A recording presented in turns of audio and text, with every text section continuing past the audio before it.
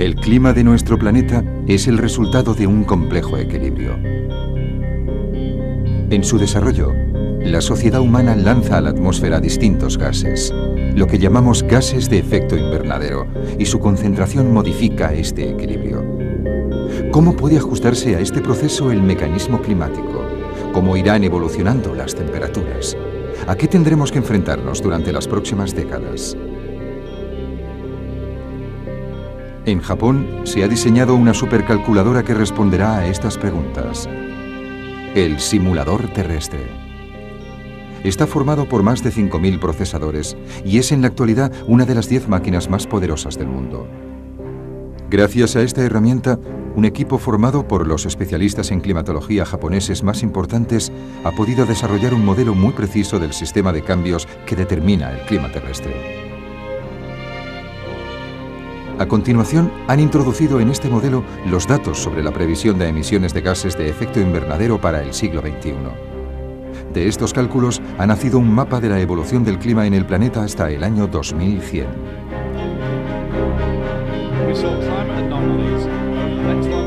El profesor Robert Watson ha aceptado comentar con nosotros los resultados.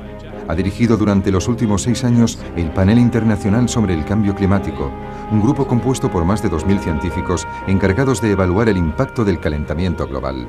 Las previsiones del simulador terrestre materializan hoy de forma dramática las advertencias que durante tantos años nos han ido lanzando.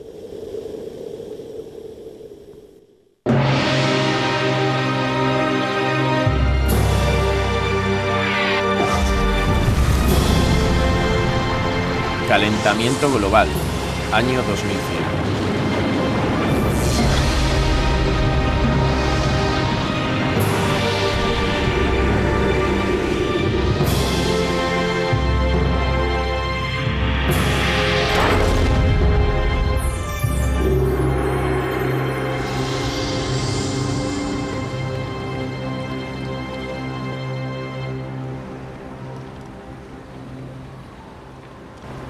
El estado de Santa Catalina, situado al sur de Brasil, disfruta de un clima templado. A finales de verano del 2004, tuvo lugar aquí por primera vez un extraño fenómeno climatológico. Apareció una amplia zona de bajas presiones ciclónicas en el mar a lo largo de la costa.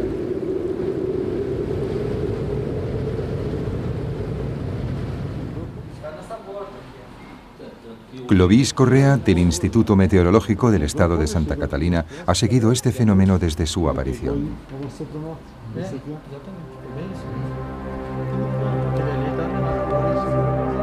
Las nubes se iban amontonando formando una gran espiral sobre el océano.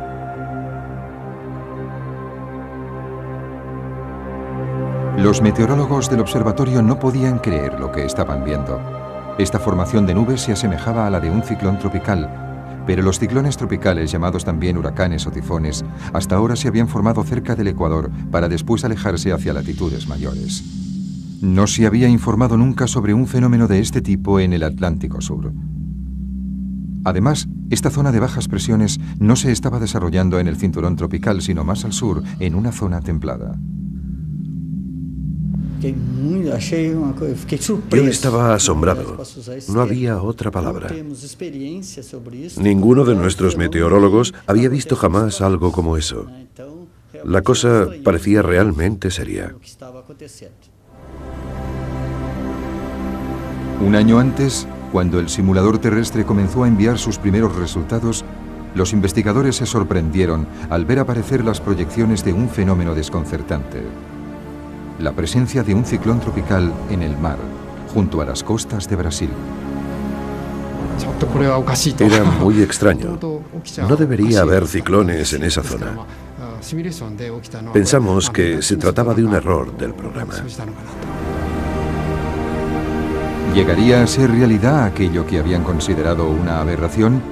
¿Había anticipado el simulador terrestre un fenómeno atmosférico totalmente nuevo?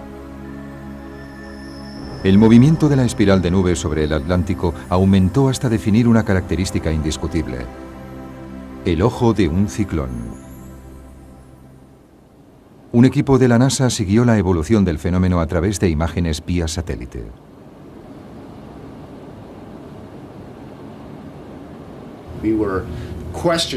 Al principio nos cuestionamos lo que estábamos viendo, pero con el paso de las horas se hizo evidente que efectivamente se trataba de un ciclón en formación. La NASA anunció entonces que los datos relativos a los vientos y la naturaleza de las nubes confirmaban que con seguridad se trataba del primer ciclón tropical observado a lo largo de las costas de Brasil. Por entonces, los barcos de pesca que operaban en la zona ya estaban perdidos en el corazón de una gigantesca tempestad. En tierra firme, este ciclón arrasó alrededor de 40.000 edificios, dejando más de 500 heridos y 11 personas muertas o desaparecidas. Esta tragedia ha confirmado que hoy en día es muy probable que aparezcan nuevos fenómenos. Pero también ha puesto de manifiesto la tremenda importancia de las predicciones del simulador terrestre.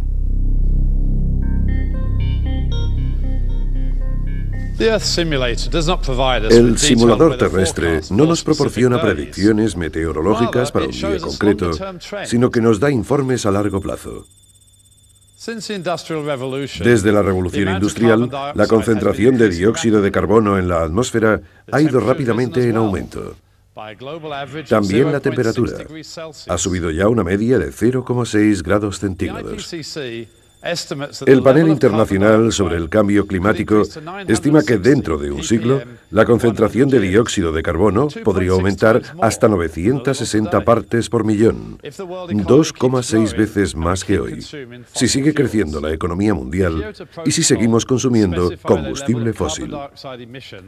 Con la firma del Protocolo de Kioto, los países industrializados se comprometen a reducir sus emisiones de dióxido de carbono hasta quedar un 5% por debajo de los niveles obtenidos en 1990. Si se logra este objetivo, los niveles de CO2 llegarán en un siglo solo hasta 860 partes por millón. Si nos inventamos medios más eficaces para usar y producir energía, podríamos ir más allá y reducir los niveles de CO2 hasta 700 partes por millón sin necesidad de frenar el crecimiento económico. Este valor de 700 partes por millón es el que sirve de base para las proyecciones del simulador terrestre. El simulador predice que en el peor de los casos, en 100 años, la temperatura de la Tierra aumentará 4,2 grados de media. Una de las consecuencias más preocupantes del calentamiento global será la desertización del terreno y su impacto en la ecología. Este mapa nos muestra la posible evolución de la desertización en los próximos 100 años. Cuanto más roja sea una zona, más seca y árida será. En el 2100 será muy grave en el sur del continente africano, en Europa a lo largo de toda la zona mediterránea y también en el continente americano.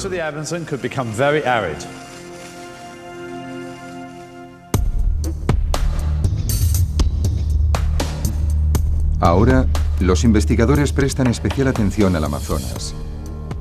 Como se puede ver, esta región podría llegar a ser extremadamente seca. La especial interacción entre el agua y la vegetación confiere a la selva amazónica toda la riqueza de su ecosistema. Esta selva tropical, con una superficie aproximada de 8 millones de kilómetros cuadrados, está atravesada de lado a lado por el Amazonas, el río más caudaloso del mundo. Entre agosto y octubre del 2005, la región ha soportado una estación seca excepcional que ha dado al mundo una idea de lo que será el Amazonas dentro de 100 años. Este río gigantesco, cuyo curso puede alcanzar los 10 kilómetros de ancho, está casi seco. En la zona verde clara podemos ver la hierba que ha crecido en la parte seca del cauce. En algunos lugares el nivel del agua ha descendido de 5 a 10 metros. La superficie del río se ha llenado de peces muertos. La cantidad de agua que quedaba no tenía suficiente oxígeno para mantenerlos vivos. 48 anos que eu tenho aqui nesse He local, vivido aquí morando durante aqui. 48 años y visto nunca seca he dessa visto que una nem estación tan aconteceu esse seca ano. como esta. Porque ainda tá morrendo lá Tampoco dentro, se mas puede não tá pescar mais porque pegando devido todos los à água peces tá están poluída já muertos. pela mortalidade que morreu, né? Esta sequía va ligada a un excepcional aumento de la temperatura de la superficie de las aguas del Atlántico. Habitualmente, el aire cargado con la humedad del océano sobrevuela la cuenca del Amazonas hasta toparse con la cordillera de los Andes. Allí se eleva y se condensa, formando nubes que sueltan su humedad en forma de lluvia. Esta lluvia se evapora, forma nuevas nubes y así continuará el ciclo. Pero en 2005, la inusual temperatura de la superficie del agua del océano calentó el aire, creando una corriente ascendente sobre el Atlántico. Fue en este lugar donde se formaron las nubes. Descargaron su lluvia sobre el océano y se extendió por el Amazonas una corriente de aire seco y caliente, que rompió el ciclo del agua y provocó la ausencia de lluvias. Según las proyecciones del simulador terrestre, el calentamiento global traerá un acusado aumento de la temperatura de los océanos que rodean a Sudamérica. La circulación del aire seco de 2005 se convertiría en un fenómeno recurrente y llevaría a la desertización progresiva de la cuenca del Amazonas. ¿Qué será de esta selva tropical? El profesor Peter Cox del Consejo de Investigación del Medio Ambiente en Gran Bretaña ha desarrollado una simulación de la evolución de la selva amazónica durante este siglo. Los resultados son sobrecogedores. Durante la segunda mitad del siglo, la persistente sequía de esta zona llevará a la aparición de zonas desérticas. Comenzando por la embocadura del Amazonas y siguiendo progresivamente su curso, la selva poco a poco desaparecerá. En el 2100, 2/3 de la selva habrán dado paso a una vasta zona desértica. Lo que nos encontramos fue muy chocante. Cuando se obtienen resultados como este, primero se tienen dudas sobre si darlos a conocer o no. Después se comprueba que no se ha cometido ningún error. El modelo que usamos no tiene en cuenta la deforestación debida a la acción humana, tan solo la acción indirecta causada por el calentamiento global. Esto muestra claramente que el calentamiento global ha demostrado ser tan peligroso para el Amazonas como la deforestación. Así sería la evolución de la desertización del Amazonas. El descenso de las precipitaciones provocaría falta de agua en la vegetación y algunos árboles se debilitarían. En el momento en que una zona se secara, se aceleraría el proceso en las zonas vecinas. Se desarrollaría una sabana. A continuación, esta sería sustituida por la pradera. El clima se haría cada vez más seco e incluso a la hierba le faltaría el agua. En 2100, el Amazonas no sería más que un inmenso desierto. La desertización del Amazonas afectaría a la totalidad del clima del planeta. Los árboles de la selva amazónica absorben una gigantesca cantidad de dióxido de carbono. Si, como predice la simulación, el Amazonas se convierte en un desierto, 180 millones de toneladas de CO2, el equivalente a 8 años de emisiones mundiales, serán liberadas a la atmósfera. El calentamiento se acelerará y por lo tanto empeorará. Es un círculo vicioso. Según otra simulación, esta sequía puede tener un tremendo impacto sobre nuestro alimento diario.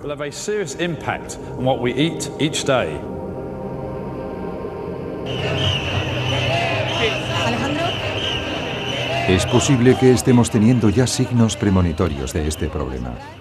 En julio de 2005, en el sur de España, se manifestaban 75.000 agricultores.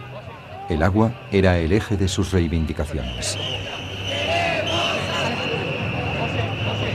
Necesitamos el agua, principalmente para que haya muchas siembras, mucha comida y tú ya lo sabes.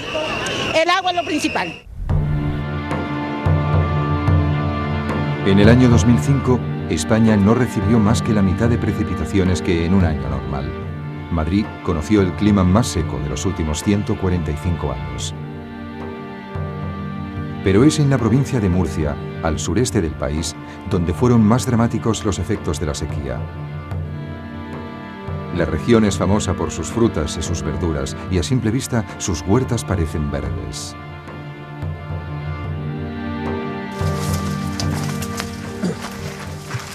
Bueno, aquí como podrán observar, fíjese el melocotón de este árbol, que normalmente este melocotón tendría que estar aproximadamente así de gordo, ¿eh? Por lo tanto, fíjese la diferencia de tamaño. ¿Por qué esta circunstancia? Sencillamente es por falta de agua.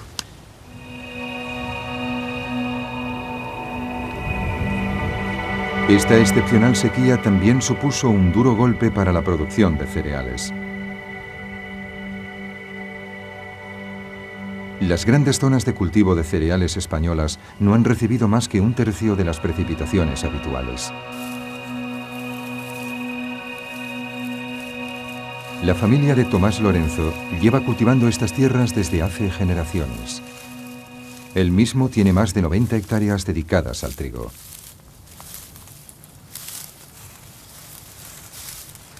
Normalmente pues puede 90 centímetros, 1,20 m. ¿Sí?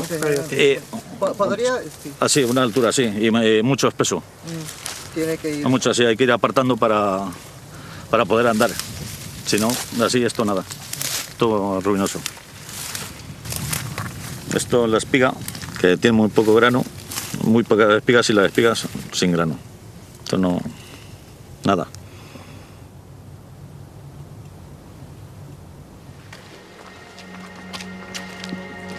Este es su granero.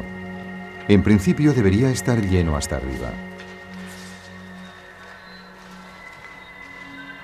Pero su cosecha representa menos del 5% que la de un año normal.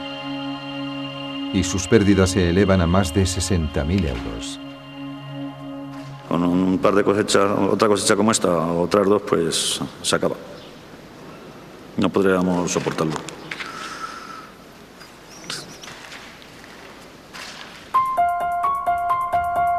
En 2005, la producción de cereales en España ha descendido en más del 40%. El gobierno ha tenido que solicitar a la Unión Europea una ayuda de 8 millones de toneladas de trigo. En estos años, la sequedad del clima español se ha acentuado. La evolución de las temperaturas en España durante los últimos 40 años confirma esta tendencia. Cuanto más aumentan las temperaturas, más se seca el terreno. ¿Cómo evolucionará esta situación? El simulador terrestre ha previsto que en 100 años las precipitaciones habrán descendido en un 10% sobre toda la superficie de España. Es probable que se repitan con mayor frecuencia sequías como la del 2005. La situación de las grandes plantaciones de cereales de la costa mediterránea es motivo de gran preocupación. La falta de agua afectará profundamente la producción de la agricultura mundial. Aquí podemos ver un pronóstico de la evolución de la producción de alimentos durante este siglo, basado en los datos aportados por el simulador terrestre. En las áreas verdes, la producción aumentará. En las rojas, va a descender. En los países del norte, donde las temperaturas son más frescas, un ligero calentamiento podría estimular la producción agrícola. Pero en la mayoría de los países tropicales o subtropicales, la producción disminuirá. El fenómeno afectará a toda el área mediterránea, incluyendo a España y al sur de África. También al sudeste de Asia. Los Estados Unidos y América Central se verán gravemente afectados. La producción agrícola disminuirá en casi todo el mundo. Como resultado, el precio de los cereales aumentará un 20%, lo que será catastrófico para los países importadores. Los países más pobres de África se verán especialmente afectados, y se añadirían 54 millones de personas a la cantidad de población mundial que corre el riesgo de morir por hambre.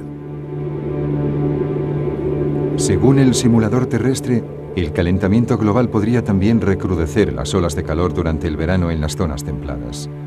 Sus predicciones inciden en los riesgos ligados a esas olas de calor en las grandes ciudades. El rojo señala las zonas más expuestas. Regiones enteras de Europa, donde es difícil imaginar hoy que la subida de las temperaturas sea una causa grave de mortalidad, están especialmente amenazadas. En agosto de 2003, París sufrió la ola de calor más terrible de su historia. En París, la temperatura media en agosto es de 24 grados. Pero ese año y durante 10 días seguidos se mantuvo por encima de los 35 grados.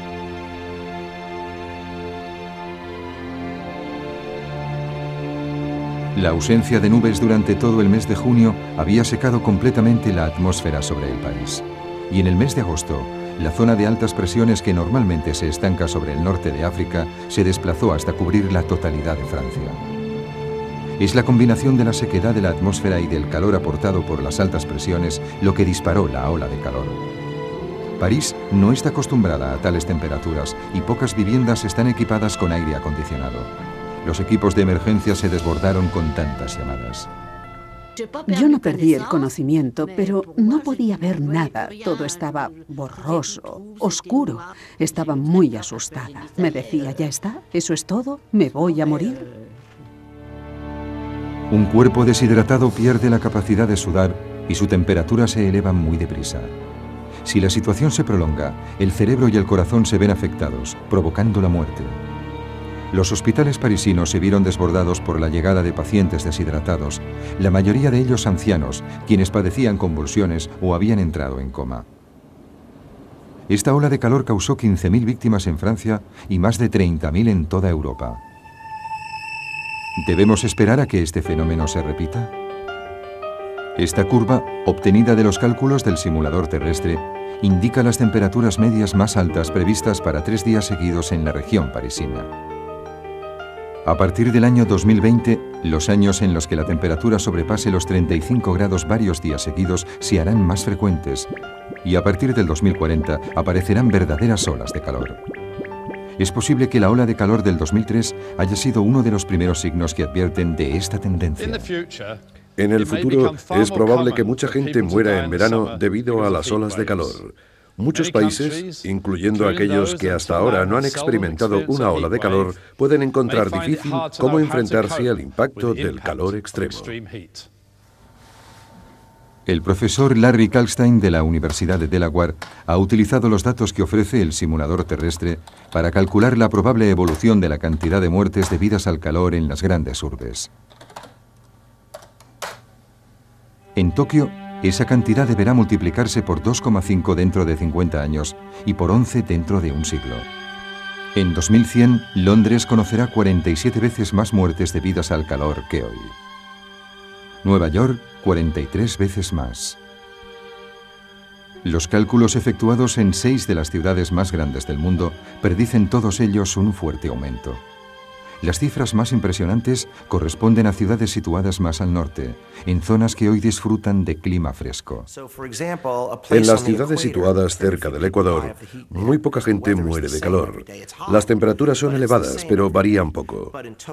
Tokio, Nueva York, Toronto o París son mucho más vulnerables porque un día pueden tener 35 grados y al día siguiente 20 grados. Las personas no están acostumbradas al calor. Los pueblos y las estructuras urbanas no están adaptados a eso. Las casas tampoco.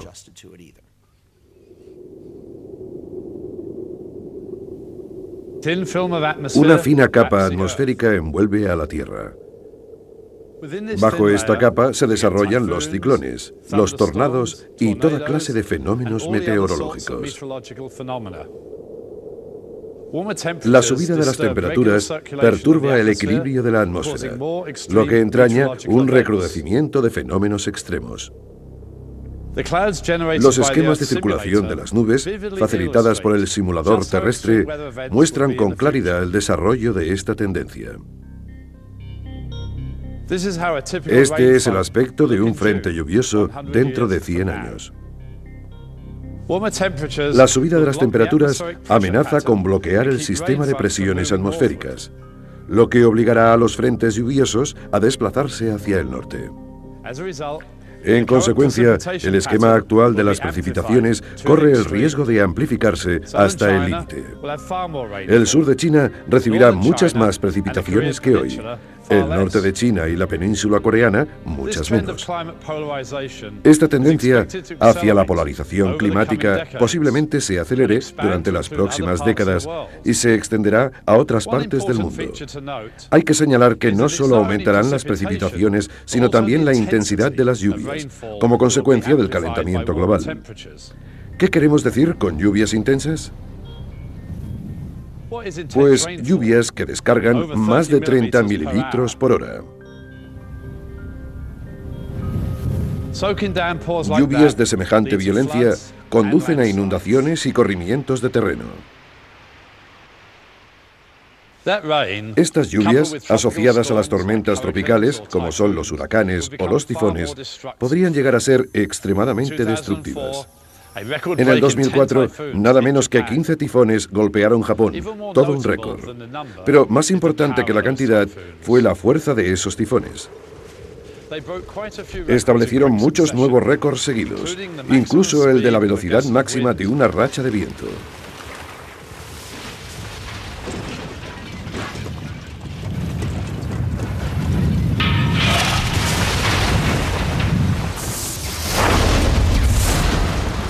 En el 2005 se desarrollaron 14 huracanes en el Atlántico Norte, de los que 3 no tenían precedente. Eran huracanes de categoría 5. Son los más poderosos, con vientos que pueden alcanzar los 300 km/h. Nos encontramos en el ojo del Katrina. Es un huracán de categoría 5.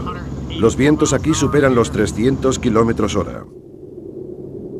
En 2005, el ciclón Katrina en los Estados Unidos mostró el poder y las distintas formas de devastación que tienen estos fenómenos. Los fuertes vientos generados por el huracán arrastraron una enorme masa de agua del mar hacia el continente. Esta masa de agua se concentró después en bahías poco profundas, por lo que el nivel subió brutalmente, llegando en algunos lugares a más de 7 metros. Una verdadera marea rompió durante 10 horas la tierra.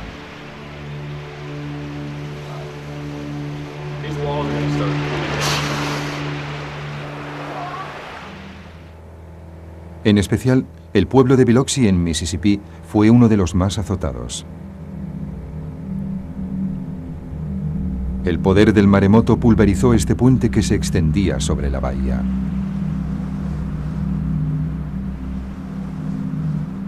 La extensión de los daños evidencia la violencia de un fenómeno que se extendió a más de 1 kilómetro tierra adentro.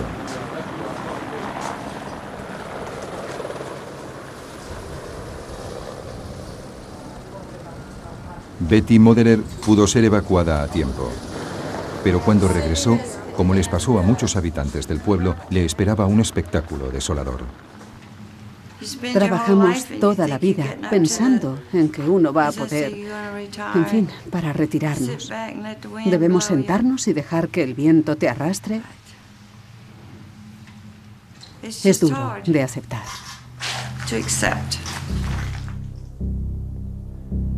El coste total de los daños causados por el ciclón Katrina alcanza los 130 millones de dólares. El gobierno americano ha declarado que Katrina es la peor catástrofe a la que se ha enfrentado el país.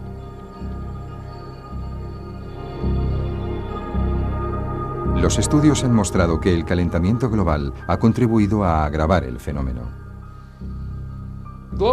El calentamiento global ha contribuido a la subida de las temperaturas de la superficie de los océanos. Medio grado Celsius de subida en la zona tropical del Atlántico en el 2006 se debe a este calentamiento. El calentamiento global es una realidad, lo que significa que se prevé una media de ciclones cada vez más violentos. En tan solo unas décadas echaremos la vista atrás y diremos que el comienzo del siglo XXI fue un punto de inflexión. Quizás estemos viviendo los comienzos de las primeras anomalías climáticas debidas al calentamiento global. A medida que la temperatura aumenta, la superficie del mar se va calentando, aumentando su evaporación. Toda esa agua evaporada alimentará a las tormentas tropicales, haciendo que sean incluso más gigantescas.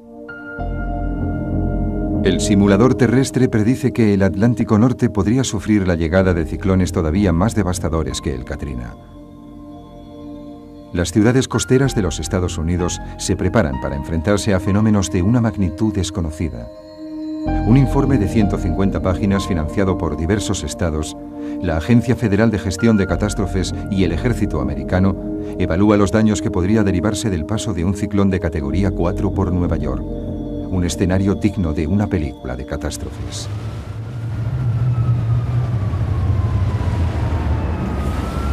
Vientos de más de 215 kilómetros por hora sacuden a los rascacielos.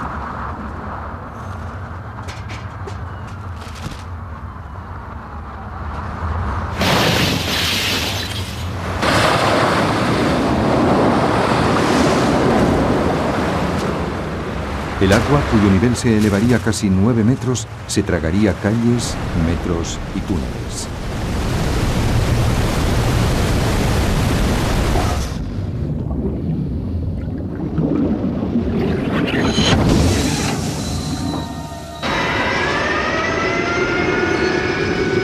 El informe concluye que es imposible evaluar el coste de los daños potenciales y solicita al gobierno y al Estado de Nueva York que construyan diques de contención gigantescos y que elaboren un plan de acción para un sistema de evacuación urgente. Muchos países alrededor del mundo se verán forzados a invertir mucho capital para controlar las catástrofes naturales, como hemos visto en el ejemplo de Estados Unidos. Pero no todos los países pueden permitirse tomar esas medidas necesarias. Bangladesh es uno de esos países. En octubre de 2005, las autoridades lanzaron a la población una campaña informativa para dar a conocer las medidas de evacuación que se aplicarían en caso de un maremoto. El relieve de Bangladesh es extremadamente plano. Un maremoto repentino podría irrumpir tierra adentro hasta alcanzar decenas de kilómetros. En 1991, un ciclón dejó aquí más de 140.000 víctimas, la mayoría ahogadas en las aguas torrenciales. Se ha reconstruido en esta plaza un pequeño pueblo. El objetivo es enseñar a los espectadores cómo deben comportarse en caso de una catástrofe como esta. Los vecinos del pueblo deben reunirse en los refugios anticiclones construidos especialmente para esas catástrofes. El mensaje es claro: solo un edificio fuerte de al menos 2 plantas puede ofrecer una verdadera protección. Pero los fondos públicos son insuficientes y la construcción de esos refugios ha sufrido un retraso considerable. Si llega a las costas una ola de esas características, solo tendríamos refugio para el 20% de la gente. Esta escasez de refugios significa que el 80% de la población no tendrá ningún sitio en el que poder protegerse. El calentamiento global acentúa cada día más el riesgo de un maremoto sobre Bangladesh.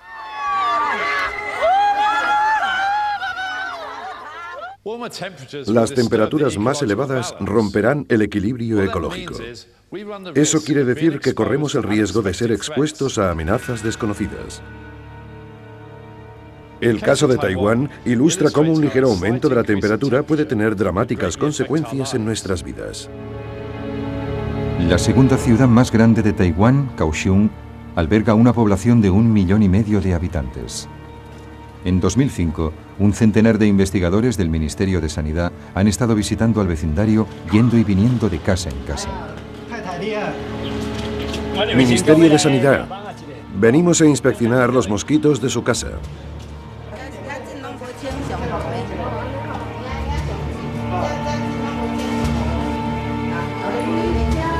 Registraban exhaustivamente cada casa en busca de mosquitos o lugares en los que hubiesen podido depositar sus huevos.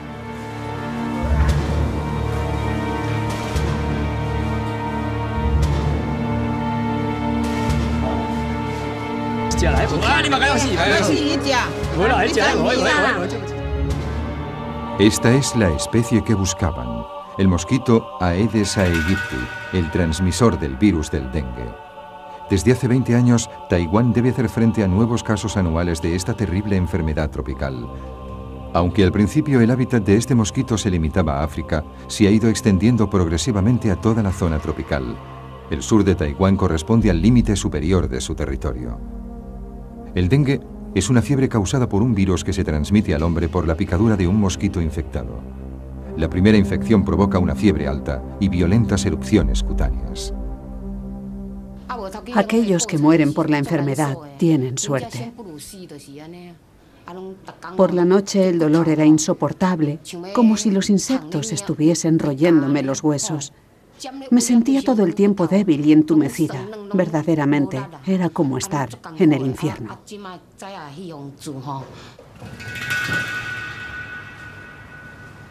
Una segunda infección puede derivar en una fiebre hemorrágica mortal. Rio Chuanshen vive en Kaohsiung.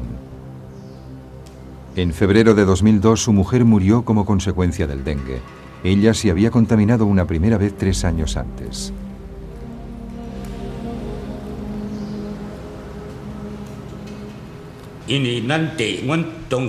Mi mujer ya había padecido la fiebre del dengue una vez y no fue tan grave.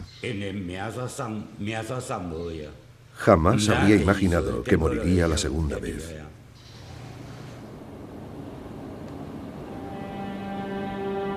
Aún no existe vacuna contra la fiebre hemorrágica del dengue.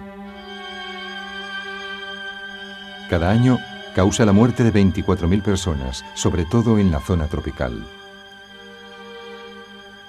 Durante la década de los 90, solo se registraron en Taiwán unos cientos de casos. Pero en 2002, la cifra se disparó hasta 5.000. ¿Cómo explicar este aumento? Un profesor de la Universidad de Kaohsiung ha estudiado la correlación que existe entre este fenómeno y la evolución de las temperaturas.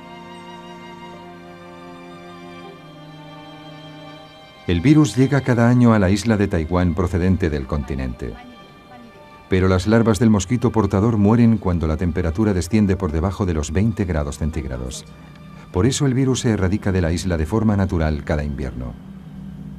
Según la profesora Selon Pai-Shuhua de la Universidad de Kaohsiung, el espectacular aumento de los casos del dengue en 2002 está ligado al aumento de las temperaturas invernales.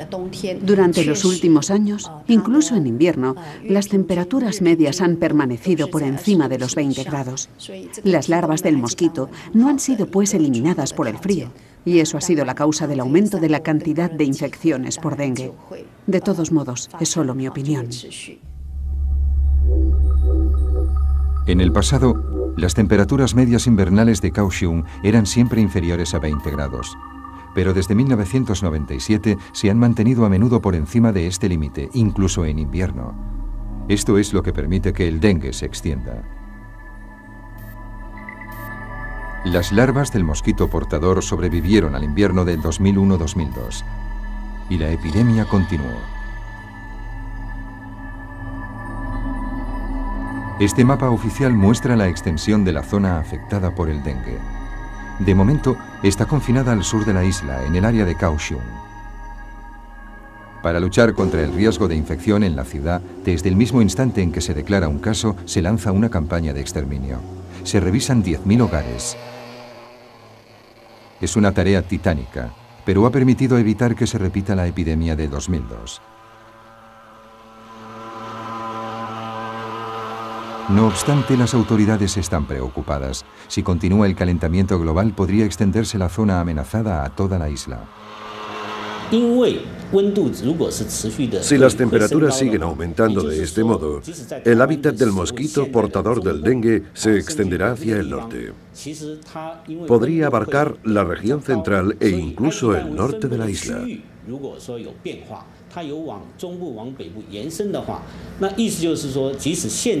Corremos el riesgo de que se declaren casos en zonas en las que jamás se había manifestado. Si las temperaturas siguen aumentando, ¿hasta dónde se extenderá el dengue? Este mapa representa las zonas amenazadas hoy por esta enfermedad.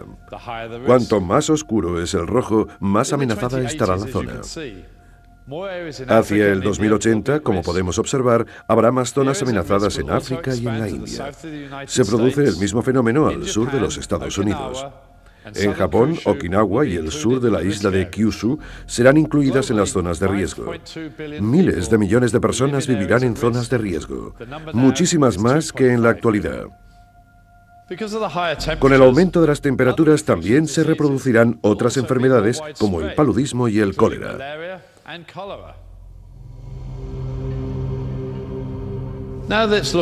Veamos ahora otra simulación. Nos muestra que cerca de 260 millones de personas corren el riesgo de perder sus hogares debido a los cambios bruscos del clima mundial. Estas personas se convertirán en lo que llamaremos refugiados medioambientales. ¿Dónde van a ir? Una entrada repentina de población podría ocasionar fricciones dentro de cualquier comunidad. En la zona ártica, la población ya se está viendo forzada a trasladarse. La isla de Shishmaref está situada a lo largo de la costa noroccidental de Alaska. es una estrecha franja de tierra de unos 5 kilómetros de largo. Aquí viven unas 600 personas. La mayoría de los miembros de esta comunidad pertenece a la tribu india de los Inupiaq. Su modo de vida ancestral se basa en la pesca y la caza. Pero pronto tendrán que dejar su isla.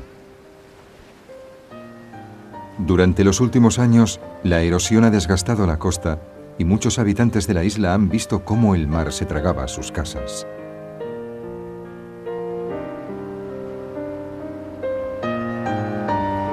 Tony Weyuana forma parte del comité que estudia el realojamiento de la población. Durante 9 años ha estado observando los daños ocasionados por la erosión costera. Y la situación empeora día a día.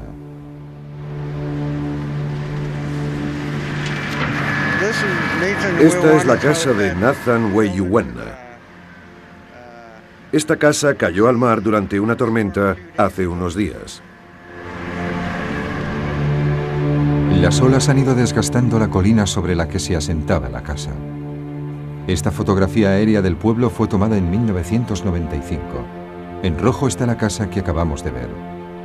El fenómeno de la erosión está creciendo rápidamente. En algunos sitios la costa ha retrocedido 60 metros durante los últimos 10 años. Tony ha podido filmar este fenómeno en acción.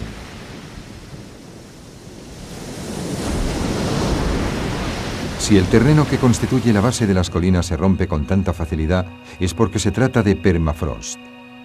Cuando la tierra congelada se encuentra expuesta al aire libre, se funde literalmente ante las embestidas de las olas.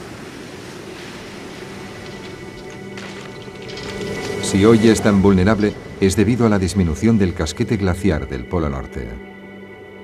Antes, en octubre, cuando el viento de las tempestades soplaba sobre el mar, las costas ya se habían congelado. El hielo actuaba como un rompeolas, protegiendo el terreno de la erosión. Cuando llega una tormenta y no hay hielo, es muy peligroso para la comunidad, ya que el agua golpeará directamente contra la orilla e irá llevándose la arena.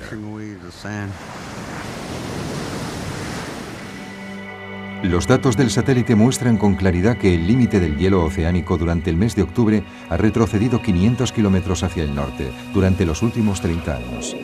Y según el simulador terrestre, en verano todo el conjunto del casquete polar puede haber desaparecido para el año 2070.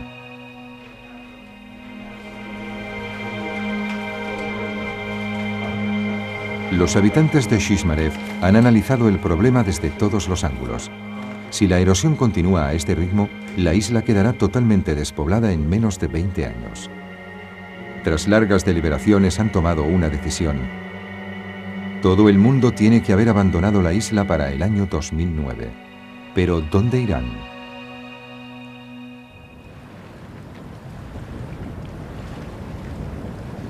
Esta pradera, situada en el continente, en Alaska, a unos 20 kilómetros de la isla, es una de las posibilidades barajadas. Pero para que el pueblo se asiente allí es necesario construir carreteras y una pista de aterrizaje. No hay suficientes fondos para tal obra de ingeniería. Desde el punto de vista económico, es mucho más realista buscar un pueblo que ya exista, dotado de infraestructuras. Pero los habitantes temen que su asentamiento cause fricciones con la población que ya vive en esos pueblos.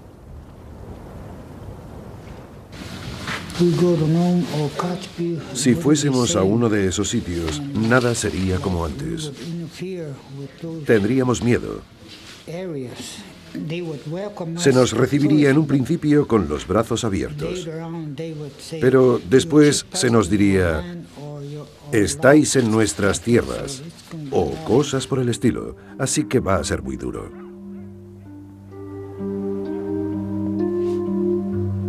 Temiendo que surjan conflictos, con toda seguridad preferirían evitar instalarse en un lugar ya habitado. Esta comunidad nunca habría imaginado hallarse ante una prueba semejante. Según un informe del gobierno norteamericano, 184 pueblos sufren ya, al igual que Shishmaref, las consecuencias del aumento de las temperaturas. Y lo que está pasando en Alaska no es más que el principio del fenómeno. En otros lugares del planeta hay numerosas islas y zonas costeras que están a punto de ser engullidas por el mar. Un estudio del Panel Internacional sobre el Cambio Climático estima que en el 2100 el nivel de las aguas será 88 centímetros más alto que el que tienen actualmente. El océano engullirá un total de 1,3 millones de kilómetros cuadrados de tierras. Muchos países como Kiribati, Tuvalu y las Maldivas quedarán parcialmente sumergidos bajo las aguas. Podrían incluso desaparecer completamente. Si este escenario se convierte en realidad, veamos cuántas personas perderían sus hogares. 10 millones en los Estados Unidos, 27 millones en Indonesia y 33 millones en Vietnam. Mundialmente esto representaría 260 millones de lo que podríamos llamar refugiados medioambientales. El desplazamiento de grandes masas de población genera fricciones casi de inmediato.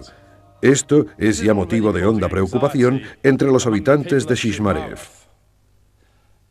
Me preocupa el hecho de que las migraciones masivas causadas por los cambios climáticos puedan derivar en conflictos mundiales y desestabilizar el planeta de un modo hasta hoy sin precedentes.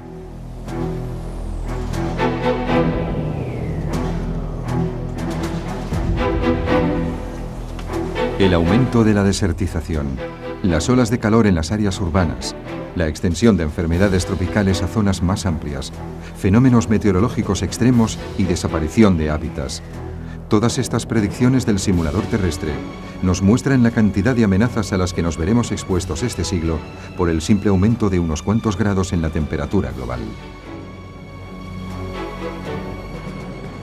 No debemos olvidar que estas simulaciones se basan en la hipótesis de que, gracias a nuestros avances en el uso eficaz de la energía, los niveles de CO2 dentro de 100 años se limitarán a 700 partes por millón.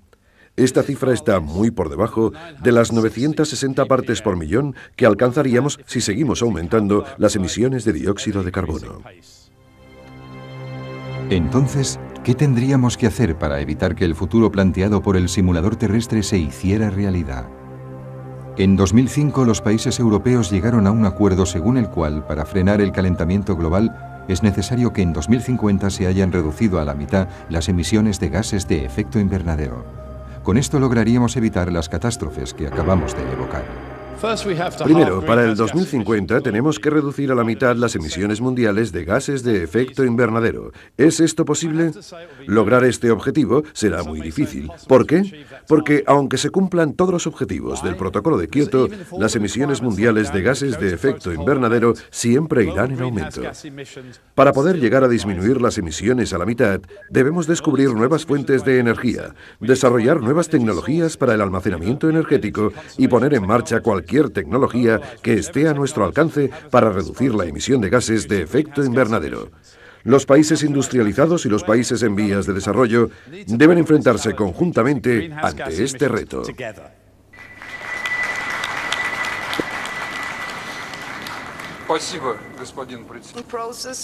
En una reunión celebrada en Toronto en 2005, Europa, Japón y otros trataron de conseguir la aceptación y el apoyo de todos los demás países para las nuevas medidas tomadas en el Protocolo de Kioto. Pero para los grandes países en vías de desarrollo, el esfuerzo inicial debe provenir de los países industrializados, responsables según ellos de la situación actual. Desde la independencia hemos intentado subir el nivel de vida de nuestra gente. El cambio climático, resultado de los modelos históricos y de las emisiones actuales de los países desarrollados, amenaza con anular todos los esfuerzos de desarrollo. Primero, las naciones desarrolladas deben prometer reducciones y luego deben invertir dinero y tecnología en los países en vías de desarrollo para frenar el calentamiento global. Por el contrario, los Estados Unidos, líderes mundiales en cuanto a las emisiones de gases de efecto invernadero, no ratificaron el Protocolo de Kioto con la excusa de que supondría un freno para su desarrollo económico. Se negaron a considerar la puesta en marcha de medidas restrictivas, fueran las que fueran. No se puede lograr el progreso a través de rígidas negociaciones. Creemos que la mejor acción y la mejor manera de avanzar es la que tiene en cuenta la diversidad de estas acciones y los distintos puntos de vista. Finalmente, y a pesar de los esfuerzos realizados, la única decisión confirmada por esta conferencia fue la de seguir con las negociaciones. ¿Lograremos llegar a un acuerdo que salve a nuestro mundo de las catástrofes anunciadas? El tiempo apremia. Mientras seguimos discutiendo, las temperaturas aumentan inexorablemente.